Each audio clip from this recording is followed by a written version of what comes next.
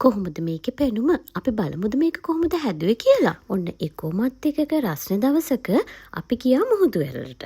එතනදි තමයි අපි මේක හදන්න පටන් ගත්තේ.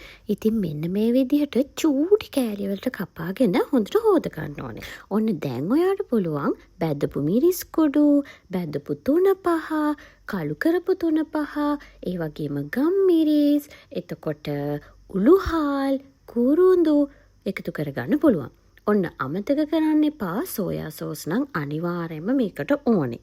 ඒ වගේම තමයි ලුණු. රස අනුව අපි මේකට ලුණු එකතු කරගන්න ඕනේ.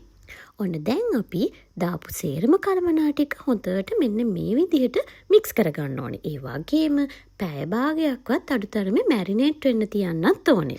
ඇත්තටම මේක තවත් රස වෙන්න නම් අපි මේක මැටි වළඳක උයන්න ඕනේ. අපි ඉතින් එදා යනකොට මැටි වළඳකුත් අරගෙනම තමයි ගියේ. ඔන්න මුලින්ම පොල් තෙල් ටික දාලා අපි ඒක රත් වෙන්න තිබ්බා. ඊට පස්සේ රත් වුණු පොල් තෙල් ටිකට තලාගත්ත ඉඟුරු සුදු ලූණු, ඒ වගේම හීනියට කපාගත්ත ලූණු ටිකකුත් අපි මේකට එකතු කරා. ඔන්න දැන් මම එකතු කරන්න යන්නේ සේර. සේරත් අනිවාර්යයෙන්ම එකතු කරන්න අමතක කරන්න එපා.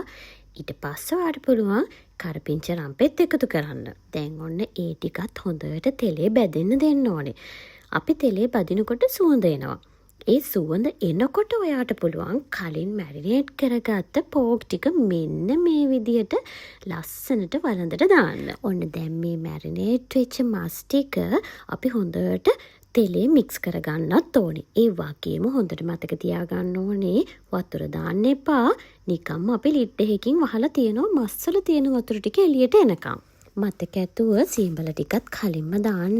මට නම් ඒක අමතක වුණා. මං ඉතින් ඒක පස්සේ එකතු කරා. පේනව නේද ඔයාලට?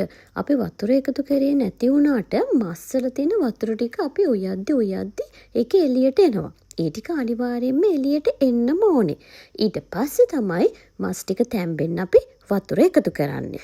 ඔන්න දැන් ඉතින් අපි මේක වහලා එයාට කැමති විදිහකට ඉදෙන්න දෙනවා. හැබැයි ඉතින් ඒ අතරතුර එහෙට මෙහෙට කරලා ලුණු රස බලලා ඇඹුල් රස බලන්නත් අමතක කරන්න එපා.